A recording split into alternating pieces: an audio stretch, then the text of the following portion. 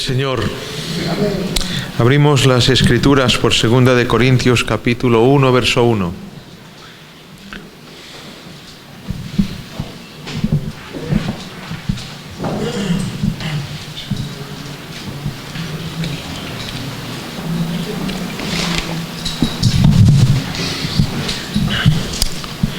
Como sabéis, hemos decidido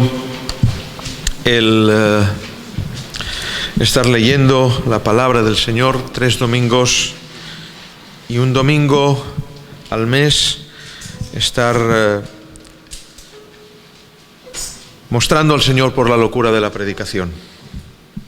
No obstante, el Señor sabe que nosotros somos dados a que Él haga lo que quiera y muchas veces nos sorprende con que la lectura se ha vuelto un sermón, pero que haga Él lo que bien le plazca. Y de así la palabra del Señor, capítulo 1, verso 1. Pablo, apóstol de Jesucristo, por la voluntad de Dios, y el hermano Timoteo, a la iglesia de Dios que está en Corinto, con todos los santos que están en toda Acaya, gracia y paz a vosotros de Dios nuestro Padre y del Señor Jesucristo. Ahondar un poco más ante las preguntas que han surgido de las marcas que tiene un apóstol. Pablo se presenta como apóstol. Estuvimos hablando la semana pasada que tales deseos no pueden provenir de la carne, es decir, cuando alguien anhela el servir al Señor como predicador, como maestro, como evangelista, cuando alguien anhela tal cosa, si se le ha presentado bien lo que significa tal cosa, evidentemente que si no se ha presentado bien, todo el mundo lo anhela. ¿Quién no quiere subir a un lugar como este, que la gente le escuche y decir lo que le dé la gana? ¿Quién no quiere esto? Todo el mundo lo quiere, ¿verdad? Pero cuando se presenta realmente lo que significa la tarea del servicio al Señor por la maestría y por la predicación y por la enseñanza, y cómo no a los apóstoles con la plantación de iglesias, con el crecimiento de tales iglesias, con el pastoreo de pastores, con el levantamiento de nuevos pastores, etc. Tal cosa evidentemente no puede provenir tal deseo de la carne, sino que tiene que ser algo impuesto por el Señor. Si no, no se entiende en absoluto. Es vocacional ser bombero.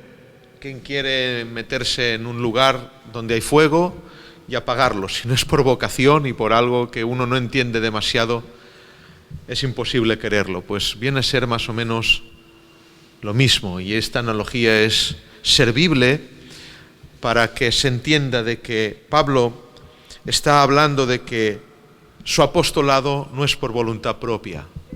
No lo ha elegido él no ha querido esto, pero Jesucristo sí.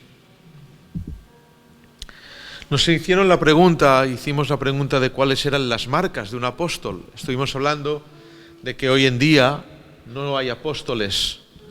Sí hay gente con las marcas, pero no apóstoles en sí, porque los apóstoles en sí tienen la característica de haber estado con el Señor Jesús en persona.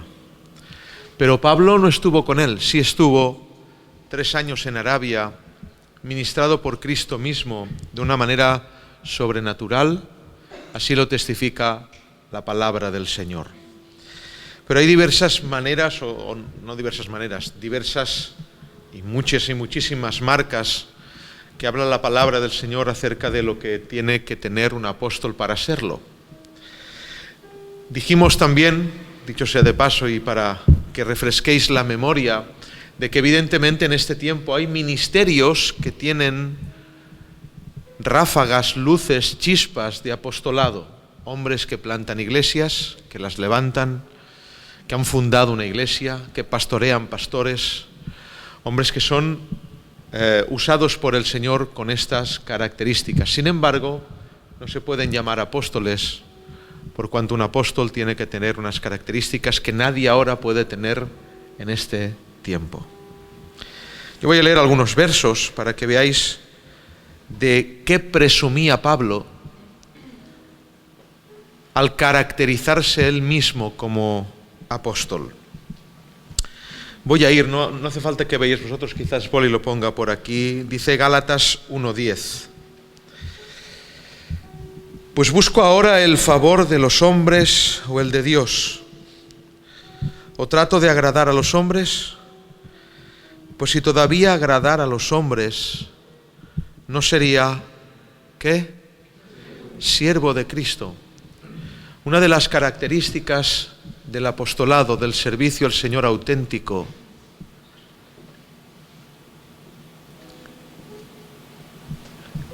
es un desligue total con los hombres.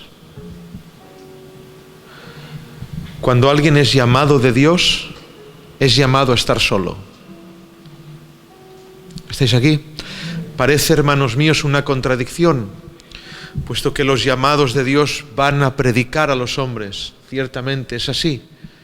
Hay un texto que es un mandamiento expreso del Señor Jesús para con nosotros, que es a todos nosotros: id y haced discípulos en todas las naciones.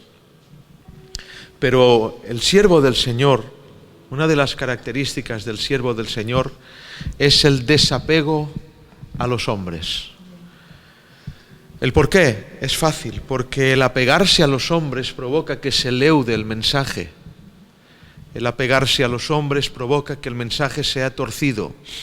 El apegarse a los hombres provoca que haya un cambio en el rumbo del timón de Dios y que los pastores, los líderes, los apóstoles en ese tiempo se entienda de que dicen de ellos mismos de que no tienen ni deben agradar a los hombres, porque si agradaran a los hombres en sí mismo, por definición, no serían siervos de Cristo. Mas os hago saber, dice el 11, hermanos, que el evangelio anunciado por mí no es, ¿según qué? Según hombre. Y ahora dice, marcas de apóstol, pues ni lo recibí ni lo aprendí de hombre alguno. Esta es una referencia a la deidad de Cristo. Nunca se usa este texto, yo sí lo uso, lo voy a repetir. Es una referencia a la deidad de Cristo, porque ¿de quién recibió Pablo el evangelio? ¿Estáis aquí, hermanos? Pues me encantaría que tuvierais el mismo chip que se os enciende para hacer palmas que para responder y adorar. Porque cuando suena la música, ¿verdad que sí? Pues que tengáis esa misma... vamos a responder, vamos a participar, vamos a orar, vamos a levantarnos. A ver, o igual es que es un chip en la carne y no es un chip en el espíritu. Que el Señor ponga en nosotros tanto el querer como el hacer por su buena voluntad. Repito, es una conformidad a lo que significa la deidad del Señor, porque Pablo no recibió ese evangelio de hombre. ¿De quién lo recibió? De Cristo. Cristo no es un hombre.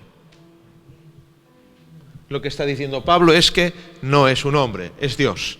Lo recibí de Dios por revelación de Jesucristo. Otra vez lo dice, es que no es de hombre. Yo no lo he recibido de hombre, lo he recibido de Cristo. Gloria a su nombre. Pues ya habéis oído acerca de mi conducta en otro tiempo en el judaísmo, que perseguía sobremanera a la iglesia de Dios y la asolaba. Una de las marcas del servicio apostólico de Pablo es la radicalidad de su cambio. Nadie se puede llamar siervo de Dios si no hay un cambio radical de mente. Pablo dice, yo en otro tiempo era una persona, ahora soy otra persona totalmente diferente. Mi actitud con el judaísmo era una, ahora mi actitud con la iglesia es totalmente distinta. Y dice, y en el judaísmo aventajaba a muchos. ¿Qué está diciendo Pablo aquí? Está diciendo, el camino que tenía preparado yo era de éxito. Era el crack de la misión. Me invitaban a todos los sitios. Era bien mirado, bienvenido, me daban ofrendas, disfrutaba de todo eso. Lo repito. Y en el judaísmo aventajaba a muchos de mis contemporáneos en mi nación, mucho más celoso de las tradiciones de mis padres, diciendo que además de ser teológicamente uno de los número uno, en cuanto a celo no había nadie que lo superara. Pero cuando agradó a Dios, qué alegría es esto, hermanos, pero cuando agradó a Dios, no, ¿puedes subir, hermano, esto un poquito? Pero cuando agradó a Dios, no agradó a Dios que fuera antes de que Esteban muriera. No lo pilláis. Le agradó a Dios que fuera en la muerte de Esteban. Le agradó a Dios. Para los que crean que la muerte es circunstancial, que la vida manda por encima de los hombres, de que las circunstancias están por encima del dedo definidor de Dios. En la Iglesia del Camino tenemos o creemos que el Dios de la Biblia es un Dios que dicta y se hace, que habla y crea, que los tiempos están en sus manos y que no hay nada ni nadie que lo coja desprevenido. A Él sea la gloria, la honra y la alabanza. Pero agradó a Dios que me apartó desde el vientre de mi madre y me llamó por su gracia. Fíjense, hermanos, qué bonito es esto. Pero, repito, cuando agradó a Dios que me apartó del vientre de mi madre, ¿qué está diciendo? Ya había sido yo apartado para Él, pero le agradó que lo supiera en otro tiempo. ¿Estáis aquí? Lo voy a repetir. Dice, cuando agradó a Dios, cuando lo separó, lo consagró para que fuera el apóstol de los gentiles, pero sabiendo, evidentemente, teológicamente, totalmente certero, de que el Señor, que tuvo un tiempo para reservarme, para ser apóstol de los gentiles, ese ya me había escogido en el vientre de mi madre. ¿Cuántos años hace que usted está en Cristo? ¿Cuánto?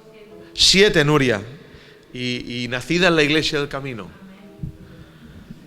¿Cuántos años, Joaquín? 5 o 6 y lleva no sé cuántos más. Esta es buena, la de Joaquín ha sido una buena respuesta. ¿Cuántos, Chechu? 6, Chechu. ¿Cuántos, hermana Lola? Difícil, ¿eh? 6, vale.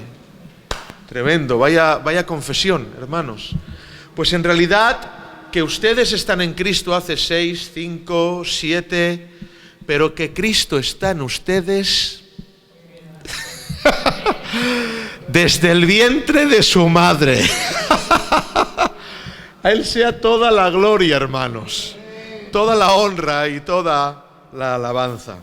Ya podríamos plegar, ¿verdad? Y bendecir al Señor orando. Ya lo podríamos hacer. Pero cuando agradó a Dios, que me apartó desde el vientre de mi madre, y me llamó, ¿por qué? Por su gracia. Por su gracia. Todo es por gracia. Revelar a su Hijo en mí, le agradó en el tiempo que Él consideró, revelar a su Hijo en mí, para que yo le predicase entre los gentiles, que dice, no consulte enseguida con carne y sangre. ¿Qué está diciendo? No consulte con hombres. Cuando el Señor le agradó en el tiempo que Él deseó el revelar a su Hijo en mí, no consulté con hombres, ni subí a Jerusalén a los que eran apóstoles antes que yo, sino que fui a Arabia y volví de nuevo a Damasco. Después, pasados 3 años, subí a Jerusalén para ver a Pedro, y atención, y permanecí con él 15 días. 15 días con Pedro. Pero no vi a ningún otro de los apóstoles, sino a Jacobo, el hermano del Señor. ¿Entendéis Jacobo quién es? Venga, va, rápido. ¿Quién es Jacobo? Santiago. En esto que os escribo, he aquí, delante de Dios que no miento, después fui a las regiones de Siria y Cilicia, y no era conocido de vista a las iglesias de Judea que eran en Cristo. Solamente oían decir: aquel que en otro tiempo nos perseguía, ahora predica la fe que en otro tiempo asolaba. Y glorificaban a Dios en mí. Oh, hermanos, glorifico al Señor en ti, hermano. Qué frase más profunda. Glorifico al Señor en ti, joven. Glorifico al Señor en ti. Glorifico al Señor en vosotros. Glorifico al Señor en vosotras, hermanas. Glorifico al Señor en vosotras. Tremendo, tremendo. Marcas de apóstol, cambio radical. No habrá un siervo del Señor que se preste a llamarse siervo del Señor que no haya un cambio totalmente radical en él. No estoy hablando solamente de los perjuicios. ¿Qué significa? No es que yo dejé la droga y el alcohol, está bien, pero eso te perjudicaba. Y lo bueno, lo dejaste. Lo que te beneficiaba. No sé, ahora me viene a la mente Miguel Díez, el fundador de Remar, un médico que tenía posesiones impresionantes, con una clínica que le dejaba dinero y bueno, de hecho, este hombre tiene un imperio que es de él, pero no es de él, es del Señor. Y lo dejó todo por predicar a Cristo. No dejó la borrachera ni la droga, dejó el ganar dinero, dejó el tener posesiones, dejó el ser reconocido. Es lo que está diciendo Pablo, no era nada malo. Yo era judío, soy judío, y el judaísmo aventajaba a todos. Todo lo que está diciendo es bueno. Lo que pasa es que nosotros lo hemos visto como un término peyorativo, es negativo. No, todo es bueno, pero le agradó a Dios mostrar a su Hijo en mí. ¡Aleluya! Y me pidió hasta lo bueno,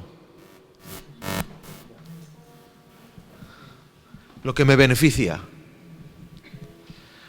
No es por hablarlo, pero hermanos, gracias al Señor, el Señor nos ha mostrado así a Cristo. Nos ha hecho dejar lo bueno. El reconocimiento de las familias, el reconocimiento de el ir por las iglesias y ser reconocidos, nos ha hecho el Señor.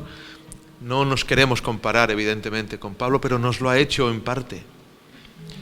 El que antes usted era valorado en medio del grupo de los jóvenes del barrio, ahora ya no. En que usted quiera seguir hablando, pero usted está de alguna manera apartado porque usted es el raro. Le ha pedido lo bueno. ¿Era malo estar? No es malo, es bueno. La buena fama es mejor que el buen ungüento, dice la palabra. Pero ahora mala fama. Gloria al Señor, está el Señor aquí. Mala fama, calumnias. Lo dice el mismo apóstol Pablo y vienen textos. Nos presentamos en todo como ministros de Dios. Por honra, pero también por deshonra. Por buena fama, Angie, pero también por mala fama. La tenemos. Somos bien afamados entre los ángeles, entre los hombres. Tenemos mala fama. Como engañadores, porque los hombres nos dicen que engañamos, pero para el cielo veraces. Como desconocidos, nadie nos quiere conocer, pero en el cielo nuestros nombres apuntados, bien conocidos. Como moribundos, es decir, están muertos, esta gente son lo peor, mas he aquí vivimos. Como castigados por todos, porque nos constantemente con la lengua castigan. Y a veces usted no sé por qué digo esto, no se da cuenta porque no lo oye, pero sí lo siente. ¿Saben que la lengua se siente?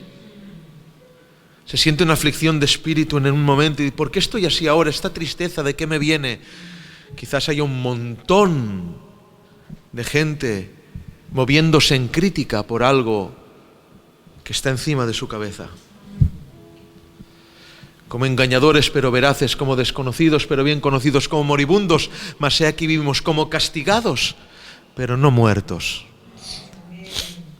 como entristecidos porque entristece, Pero Pablo dice, pero siempre gozosos.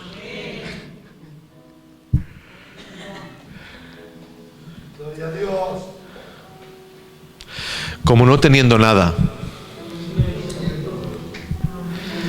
mas poseyéndolo todo, hermanos.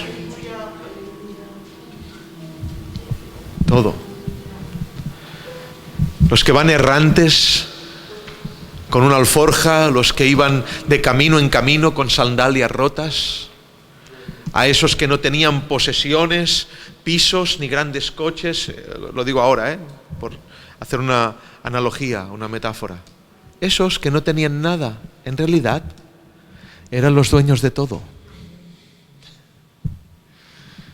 Porque el Creador es su Padre.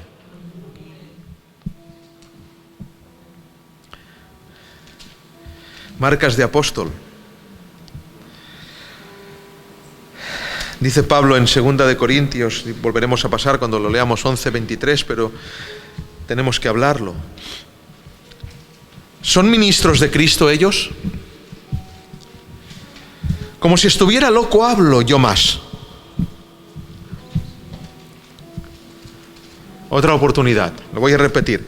¿Son ministros de Cristo ellos? Como si estuviera loco hablo, pero no estaba loco y lo que decía lo decía de verdad. Yo más, porque se lo creía que más. ¿Está envanecido? ¿No? Dice que yo más. Seguro que si usted lo escuchara de este púlpito diría que este hombre que está diciendo esto está envanecido.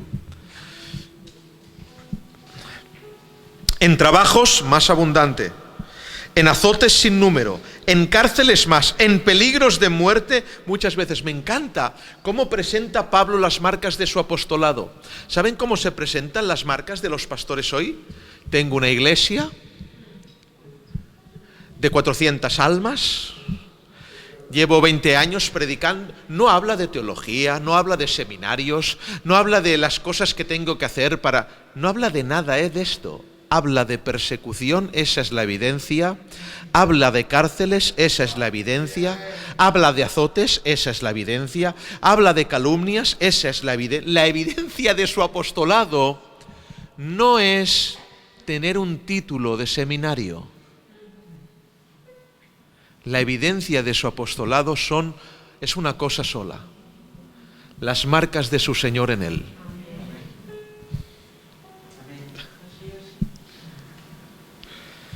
De los judíos he sido azotado 5 veces, 40 azotes menos 1.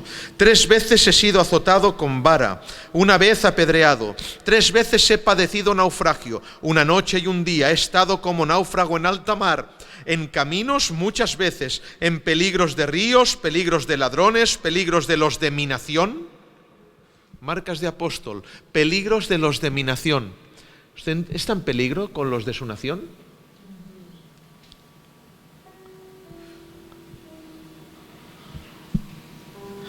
Peligro de los gentiles, o sea, de todos los lados. Tanto los de su nación como aquellos que les predica, también peligros. Está ahí en peligro por todos lados. Peligros en la ciudad, peligros en el desierto, peligros en el mar, peligros entre falsos hermanos, incluso los de adentro.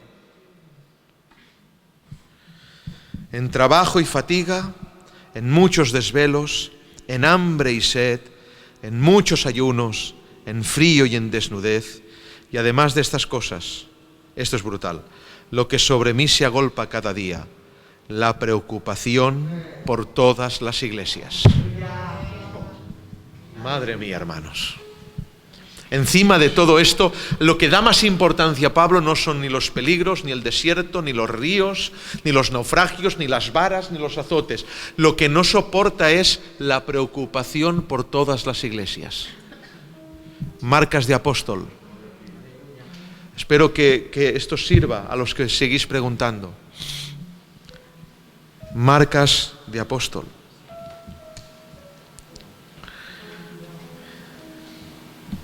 Marcas de apóstol. Brutal. Primera Tesalonicense 2:1-6.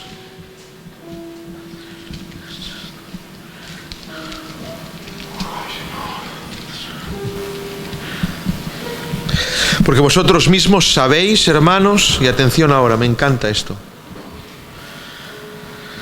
Me encanta esto.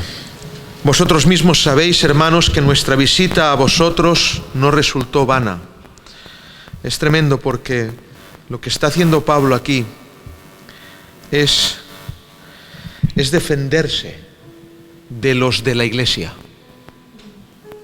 de una iglesia que él mismo ha fundado. ¿No lo entendéis? Es decir, Pablo le toca no solo tener todos estos peligros de espada, no todo eso, además le toca defenderse delante de la gente que son sus hijos. Es una locura. En vez de ayudarle, le critican. Y dice, porque vosotros mismos sabéis a quién habla, a los tesalonicenses. ¿Quién fundó Tesalónica? Él. Y dice, no sentís, sabéis, vosotros mismos sabéis, hermanos, que nuestra visita a vosotros no resultó vana. Pablo defiende su carácter, dice un analista de las Escrituras, un comentarista, ante los tesalonicenses. Esto no fue porque Pablo estuviera inseguro acerca de su ministerio, sino porque tenía enemigos en Tesalónica. Lo dice Hechos capítulo 17, 5, 6 y 17, 13. Es decir, aun en la misma iglesia que él funda, tiene enemigos, marca de apóstol. Y se tiene que defender delante de la iglesia. Me impresiona. Pues habiendo antes padecido y sido ultrajados en Filipos, vuelve a nombrar, estoy pasando por fatigas impresionantes. Como sabéis, tuvimos denuedo en nuestro Dios para anunciaros el Evangelio de Dios mediante gran oposición. Es decir, sabéis lo que he sufrido por levantar esta iglesia. ¿Sabéis lo que he hecho? Que viniendo de naufragios y de multitud de circunstancias negativas, fundando esta iglesia, lo hice con denuedo a pesar de la gran oposición. Me impresiona. Dice este comentarista, el enfático llamado de Pablo a los tesalonicenses es ser testigo que hizo dos cosas. En primer lugar, mostró su confianza en Dios. Él no temía que ellos fueran a sucumbir ante la propaganda que se había puesto frente a ellos. Es decir, habían hombres que estaban empezando a señalar a Pablo como parte de un problema y no parte de la bendición. No voy a leer más a este hombre, porque parece...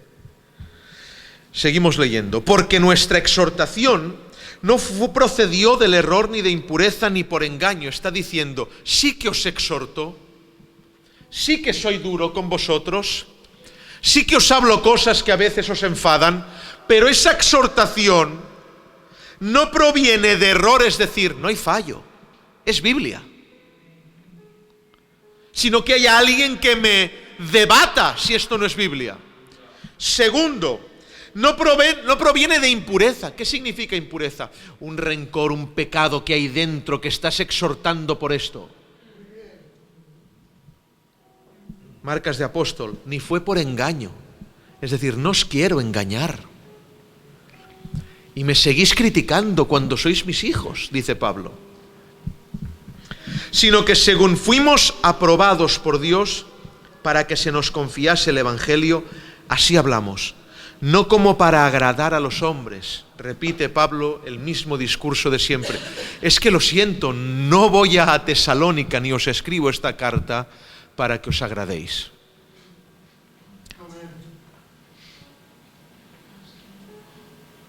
Y seguís señalándome, pero no escribo esta carta para que os agradéis. No agrada a los hombres, sino a Dios que prueba nuestros corazones. Porque nunca usamos de palabras lisonjeras, es decir, nos pasamos la mano por el hombro y os dijimos qué guapos sois. Como sabéis, ni encubrimos avaricia. ¿De qué está hablando aquí? Venga, que alguien me diga. Sed vivos, sed sabios. Otra de las acusaciones que le decían. ¿Qué acusaciones le hacían a Pablo por esto? El dinero. Viene aquí tantas veces por dinero. Sí que has levantado la iglesia, pero bueno, ya vale, ¿no? Aquí hay un pastor. ¿Por qué vuelves a venir aquí, apostolado? Y dice que no es por avaricia. que aunque os pida la ofrenda, no es por avaricia. Era acusado de eso. Todas estas afirmaciones revocan las acusaciones que le hacían. Brutal. Como sabéis, ni encubrimos avaricia. Dios es testigo. Es decir, encomienda a Dios su causa. Ni buscamos gloria de los hombres, no buscamos vuestros aplausos, ni de vosotros, ni de otros, aunque podíamos seros carga como apóstoles de Cristo. Es decir, aunque nos merecemos que nos carguéis encima. Pero no lo hemos hecho.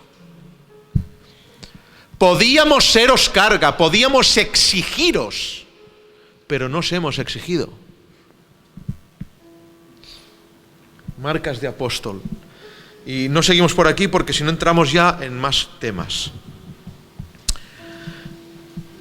En resumen, hermanos, Pablo no presenta un currículum intelectual para ser porque es apóstol. El currículum intelectual ya lo dejó. En el judaísmo aventajaba a todos. Pero le agradó a Dios mostrar en mí a su Hijo. Aleluya, hermanos. Me emociona. Marcas de apóstol, no agradar a los hombres. Y evidentemente, repito, no estoy hablando de apóstoles de hoy, hablo de apóstoles de ayer, pero estas marcas deben estar en un pastor bíblico, en un pastor de Dios. Recuerdo a mi Señor, yo tengo un mensaje que hablo de esto en profundidad, pero cuánto bien me hizo a mi vida y cuántas veces tengo que volver a ese texto. Es para terminar ya. Y no, es que no puedo seguir.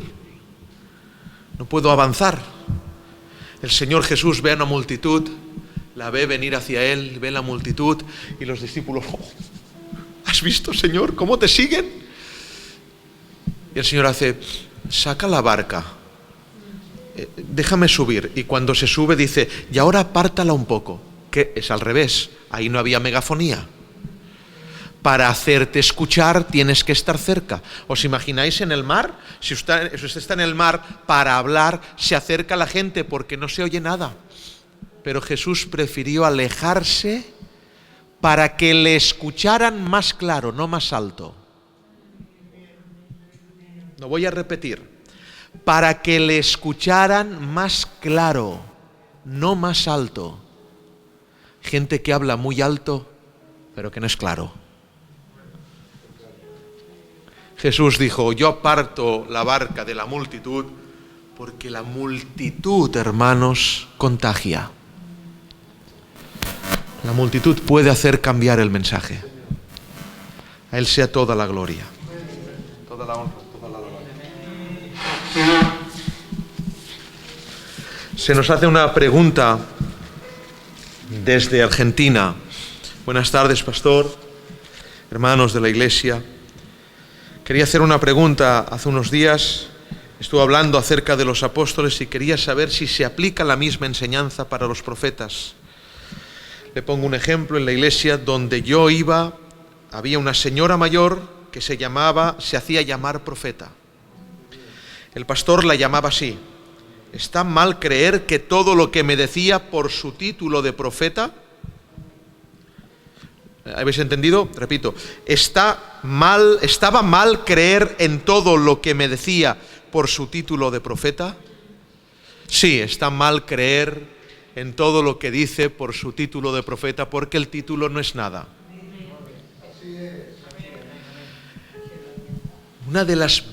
Lo recibo del Señor, una de las bendiciones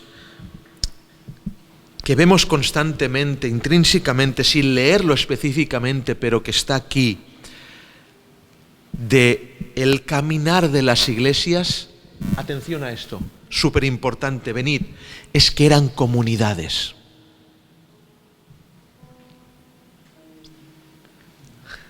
Es muy alto esto. ¿Es que parece que haya dicho una tontería? Es muy elevado. Es decir, no iban al culto el domingo 1 hora y media. Vivían juntos. Allí no se llamaba profeta cualquiera, porque lo veían vivir. Allí no se llamaba pastor a cualquiera, porque lo veía. ¿Cómo se gana la vida? ¿Cómo trabaja? ¿Cómo trata a sus hijos? ¿Cómo enseña? ¿Cómo? Etcétera. ¿Cómo come? ¿Cómo bebe? ¿Cómo habla? ¿Cómo mira? ¿Cómo? Etcétera, etcétera, etcétera. Una comunidad. Hoy en día la iglesia es todo menos una comunidad. Es una ONG. Se juntan el domingo para hacer obra social. Pero la iglesia verdadera es una comunidad. Usted no puede, escúcheme por favor, no puede venir a esta iglesia y no saber cómo vive el pastor. Pero no en esta, en cualquiera. Luego, el título hace algo, el título no es nada, el título la mayoría de veces lo dan los hombres. Es lo que Dios hace en una persona. Es el testimonio de andar de esta persona. Es cómo camina, es su santidad, es de qué se aparta, es cómo habla. Hay gente que le da mucha, y hay gente incluso que no se hace llamar profeta, pero se tiene como tal. No se hace llamar profeta porque sería muy escandaloso que esa mujer se llamara profeta, Dicho sea de paso, bíblicamente, la profecía terminó en el libro 66. Está cerrada aquí. Esta es la profecía más segura. Y si alguien habla profecía fuera de aquí, no es de Dios. Os podría hablar de la ley de Moisés, evidentemente dada por el Señor, que decía, miren, Israel, si hay alguien que profetiza y profetiza mal, apedreadlo. ¿Estáis aquí? Números 11, Boli. ¿Hay otro por ahí? Números 11, creo que es números 11. Números 11, a ver, números 11. Este es uno de lo que dice Moisés, pero ahora hay otro más fuerte. Números 11. Pon uno. No, números 11. Deuteronomio 11. A ver, Deuteronomio 11. ¿Alguien lo sabe? ¿Sabe la cita de la cual hablo? Deuteronomio 11. Ah, ¿dónde era? Es que ahora me... Espérate. No, he fallado, hermanos, he errado.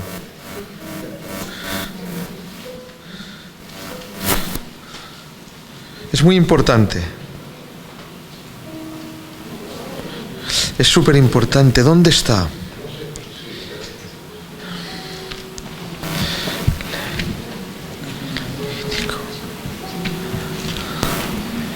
Me suena. Esto es en directo, No, lo encontraré. Antes de que acabe el culto, intentaré encontrarlo. Dice la palabra del Señor, y esto estoy totalmente seguro, que Moisés enseñó a que si un profeta profetizaba y no se cumplía, escuchen, que lo apedreáramos. ¿Cuántas profecías ha escuchado usted? Esto está ahí, pero hay otro más fuerte, que lo apedreáramos, ¿vale? ¿Cuántas profecías ha escuchado usted que no se han cumplido? ¿Sí, con la mano, hermana Conchita? ¿Cuántos años de profecías? ¿Y dónde están las piedras?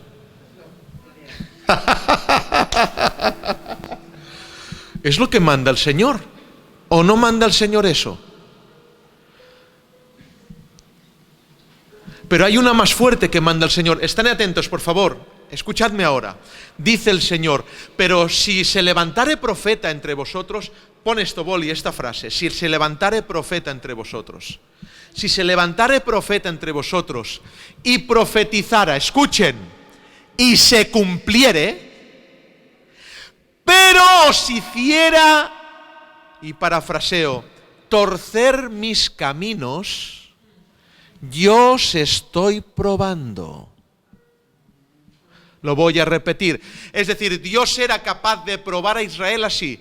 Un profeta que se levanta y que profetiza y se cumple.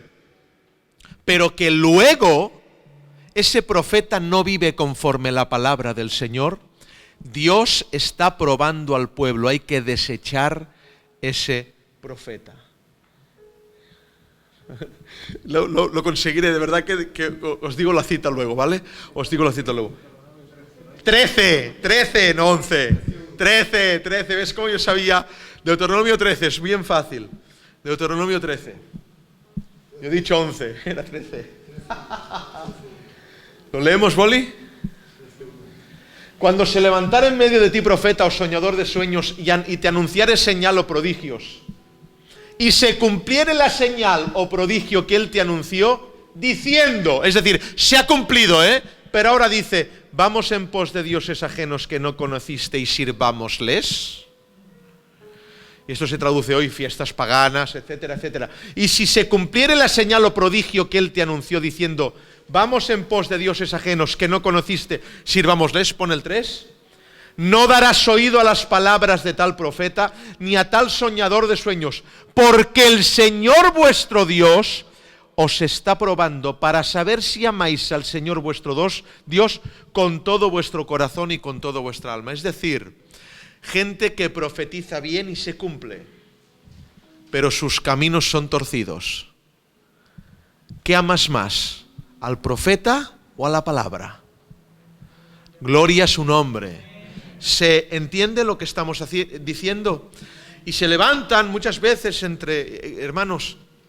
Creemos en la iglesia, creemos que el Señor puede usar con don de profecía, de discernimiento de espíritus, don de ciencia. Creemos en eso. Ocasionalmente creemos que ese fuego estaba encendido en la iglesia del primer siglo. Y por lo que nosotros vemos, aquel fuego se está, de alguna manera, no sabemos si por la voluntad de Dios o por la dureza de nuestro corazón, extinguiéndose en verdad. ¿Qué significa esto? Que en las iglesias pentecostales y carismáticas, de las cuales nosotros nos apartamos, este fuego extraño, y digo extraño, constantemente está en ebullición. Uno entra en una iglesia de estas y hay un hombre o una mujer que profetiza 7 veces. Pero siempre profetizan así. Primero profetizan atreviéndose a decir esta palabra, así dice el Señor. Quien diga esta palabra, así dice el Señor, creo que hay que censurarlo completamente, porque así dice el Señor, se termina en el libro número 66, en el libro de la Revelación. Nadie en este tiempo puede asegurar y hablar como un profeta bíblico. ¿Por qué? Porque si así dice el Señor, y creemos que así lo ha dicho el Señor, escribamos el número 67. ¿Lo entendéis? Lo voy a repetir. Si creemos que así dice el Señor, si lo ha dicho el Señor, sigamos escribiendo la Biblia. Otra cosa es que alguien reciba algo de Dios. Lo creo. ¿Cómo no lo voy a creer? Si me ha ocurrido, ¿cómo no lo voy a creer? Y sé lo que es, ¿cómo no lo voy a creer? Pero hay gente que tiene mucha inteligencia en la iglesia y confunde el recibir de Dios con usar historias bíblicas para afirmar sus propias teorías. ¿Estáis aquí? Es que yo creo que lo que has hecho, mira, esto la Biblia dice, y hay esta historia y hay la otra, son teorías propias, que esta persona tiene un vasto conocimiento de la Escritura y usa sus teorías usa historias bíblicas para afirmar sus teorías. Cuidado no consultar al Señor antes de hablar. No tener el temor de decir, es tuyo, Señor. ¿Puedo exhortar a tu siervo? ¿Puedo hablar a tu siervo? Repito, en estas iglesias pentecostales constantemente se habla así, ¿no? Así dice el Señor, y te he puesto por cabeza y no por cola, en el nombre de Jesús, y no sé qué, y no sé cuántos, y aquí y allí, y vas a triunfar, y tranquilo porque Dios está contigo, igual está en pecado y lo mandas al infierno. Pero nadie profetiza como los profetas. Arrepiéntete. ¿Queréis profetizar? Yo quiero. ¿Queréis profetizar? Hay un mensaje, hermanos, que es profecía segura. ¿Cuál? Arrepentíos. Porque todos nosotros lo necesitamos. Todos. Yo el primero. Por eso es muy tenebroso y muy oscuro, atención, usar la verdad para mentir. Lo voy a repetir. Es muy tenebroso y muy oscuro usar la verdad para mentir. Para tus propios fines. Para mi conveniencia. Usando textos bíblicos porque yo quiero decir esto. No lo dice Dios, lo digo yo. Y tengo traza en cortar la escritura por aquí, engancharla por allí, poner sentimiento. Que Dios yo hermanos, me autoexamino y me pongo delante del Señor con temor en todo esto. Para que no digamos lo que nosotros creemos, sino digamos lo que el Señor quiere. Sí que a veces va en concordancia el celo de un pastor con la palabra del Señor. Y el Señor lo hace. Bautiza a ese hombre con un celo que ya no es un sentimiento divino, es un sentimiento compartido. Es una palabra que tiene adentro, lo dice Malaquías, estoy lleno, y Miqueas, estoy lleno del celo de Dios. ¿Cómo? Que estoy lleno del celo y del juicio, dice la palabra. Estoy lleno, él mismo, el profeta, estoy lleno del juicio de Dios. Porque no puede aguantar el celo. David oró así, el celo de tu casa me consume. Y esa profecía mesiánica fue cumplida por el Maestro cuando hizo el azote de cuerdas, el celo de su casa me consume. Amén. Usar la verdad para mentir. Usar la verdad para mentir. Gloria al Señor.